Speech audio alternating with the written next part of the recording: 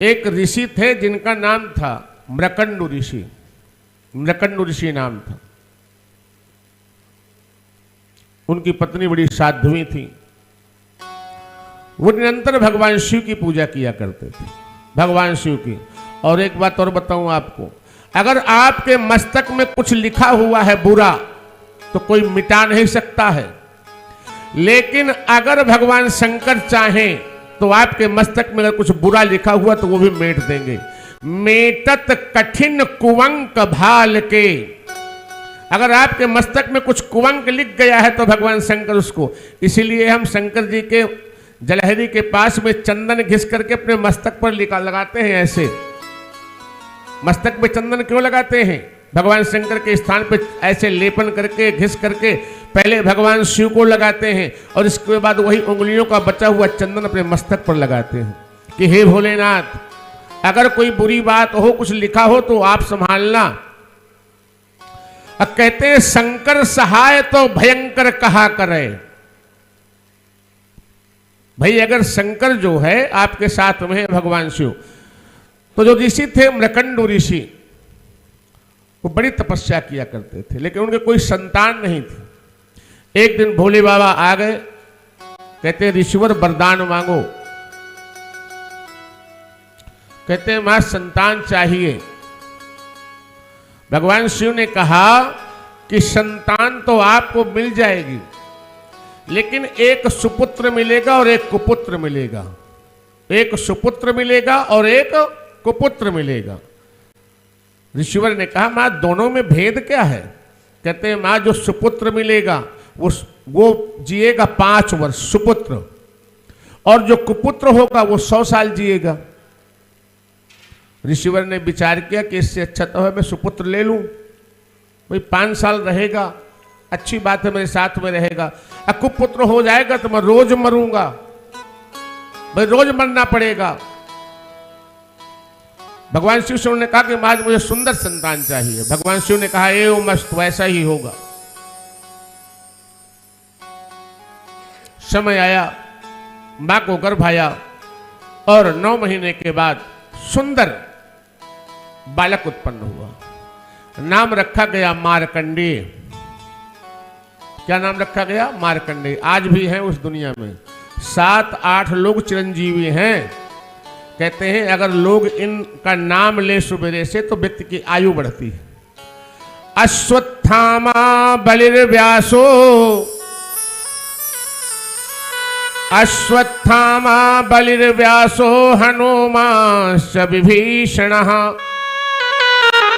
कृपः परशुरामश्च सप्तैते चिरजीवनः। अश्वत्थामा, बलि, व्यास, कृपाचार्य, हनुमान जी महाराज, विभीषण। अश्वत्थामा बलिर्व्यासो हनुमांश्च विभीषणः कृपः परशुरामश्च, परशुराम जी महाराज, और मार्कंडेय तथाष्टमः, मार्कंडेय जी 8वें। सुपुत्र पैदा हुआ। बालक से बड़ा अनुराग है माता पिता को, और हर माता पिता को अपने पुत्र से बड़ा लगाव होता है। 2-3 साल तक तो कोई बात नहीं, 4 साल हो गए बालक को, 5वां वर्ष आ गया। 5वां वर्ष आया, अब माता पिता की चिंता बढ़ने लगी। माता पिता चिंतातुर। धीरे धीरे 6 महीने और व्यतीत हो गए। अब मात्र 6 महीने रह गए। अब माता पिता ने भोजन करना बंद कर दिया। 3 महीने रह गए। 3 महीने रह गए तो माता पिता का जल भी छूट गया। अब माता पिता 24 घंटे रुदन करने लगे। एक दिन बालक अपनी मां की गोद में बैठ गया। अपनी मां से कहता है कि मां क्या बात है, आप क्यों माता पिता इतने चिंतातुर हैं, बहुत परेशान से लग रहे हैं। नहीं बेटे बस ऐसी कोई बात नहीं है। मां आप बताओ तो वास्तविकता क्या है? मां की आंखों में अश्रुपात होने लगा, मां रुदन करने लगी। लाल, हमने भगवान शंकर की तपस्या से आपको प्राप्त किया था, लेकिन भगवान शिव ने आपका जीवन 5 वर्ष का दिया है। आपके जीवन के मात्र 3 महीने रह गए हैं। इतने में पिताजी आ गए। बालक बहुत संस्कारी है। बालक कहता है मैं आपकी आज्ञा को मानूंगा माँ, माता पिता जो मुझे आदेश देंगे मैं विचार नहीं करूंगा, एक भी बार विचार नहीं करना मुझे कि माँ और पिता का आदेश क्या है।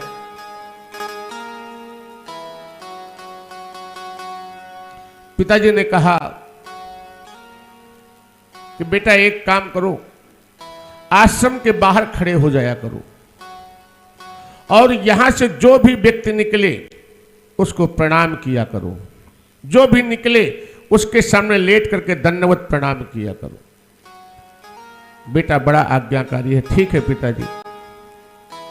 दरवाजे पे खड़े हो गए, जो भी निकलता है सबको दंडवत प्रणाम। अच्छा एक बात बताइए, अगर आपका शत्रु भी आपको प्रणाम करेगा तो आप आशीर्वाद देंगे? अगर आपका वो दुश्मन भी है, शत्रु भी है, और अगर वो आपको प्रणाम कर रहा है तो आप उसे आशीर्वाद देंगे? और दूसरी बात आप देखिएगा, जब आपके सामने कोई झुकेगा तो आपका दाहिना हाथ अपने आप उठ करके उसके सर पर रख जाएगा, अपने आप रख जाएगा। एक बात और देखिएगा, मंदिर के पास से निकलिएगा तो आपका माथा अपने आप झुकेगा, क्योंकि आप सनातन संस्कृति को जानने वाले हैं। बालक सबको प्रणाम करता है। एक दिन सप्त ऋषि आए। बालक को तो पता था मेरे पिता ने आज्ञा किया है कि प्रणाम करना है। जैसे ही सप्त ऋषि आए तो बालक डंडे की तरह सामने लेट गया। ऋषियों ने कहा चिरंजीवी भव, चिरंजीवी भव, चिरंजीवी भव। उनके पिताजी रोने लगे। कहते हैं आप लोग क्या आशीर्वाद दे रहे हैं, आपका तो आशीर्वाद निष्फल है। ये तो बस 2 दिन का मेहमान है इस संसार में, चला जाएगा। ऋषियों ने कहा कि ऐसा नहीं है, आप इनको भगवान शंकर के पास भेजो। बालक भगवान शंकर जी के पास में चला गया पिता की आज्ञा मान करके। आपने कभी देखा होगा एक छोटा सा बालक भगवान शिव के लिंग को ऐसे पकड़े हुए है, फोटो आपने देखी होगी, प्रतिमा देखी होगी, मार्कंडे ऋषि की है वो। बालक जाकर के भगवान का भजन करने लगा। त्र्यंबकम यजामहे सुगंधिम पुष्टिवर्धनम उर्वारुकमिव बंधनान् मृत्युर्मुक्षीयमामृतात्। त्र्यंबकम यजामहे सुगंधिम पुष्टिवर्धनम उर्वारुकमिव बन्धनान् मृत्युर्मुक्षीयमामृतात्। वारुकमिव बन्धनान् मृत्युर्मुक्षीयमामृतात्। बालक भगवान के चरणों में गिर गया, भगवान की पूजा कर रहा है, मंत्र जप रहा है। त्र्यंबकम यजामहे सुगंधिम पुष्टिवर्धनम उर्वारुकमिव बन्धनान् मृत्युर्मुक्षीयमामृतात्। समय आ गया, यमराज के दूत आ गए, बालक को पकड़ने लगे। बालक के पास में कोई नहीं है, न मां न पिता न बंधु न भाई, कोई नहीं है। बालक ने देखा कि ये यम के दूत बड़े खतरनाक हैं। बालक ने भगवान शंकर के शिवलिंग को पकड़ लिया बड़ी जोर से। अब यम के दूत खींचने लगे ऐसे, चलो।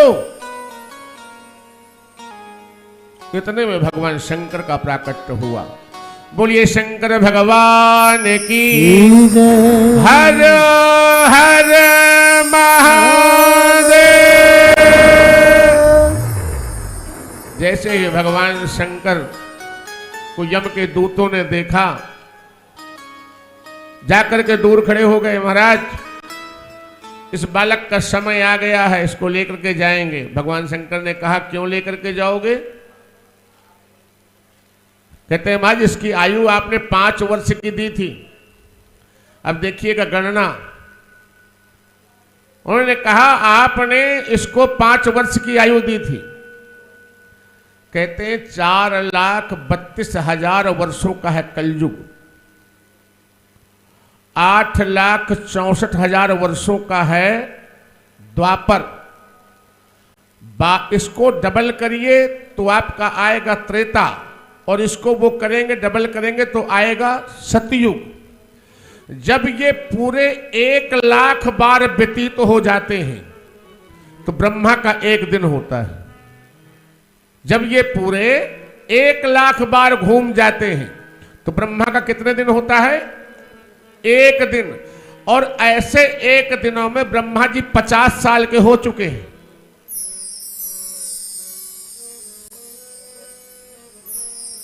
और जब ब्रह्मा के 1000 दिन हो जाते हैं तो भगवान शंकर का 1 दिन होता है।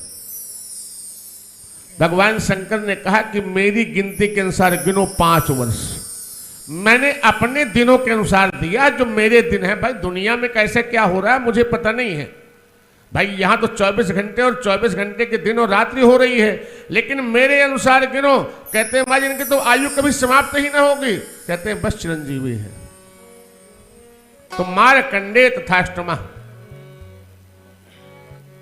क्योंकि भगवान शंकर हमारे आराध्य हैं, प्रभु हैं।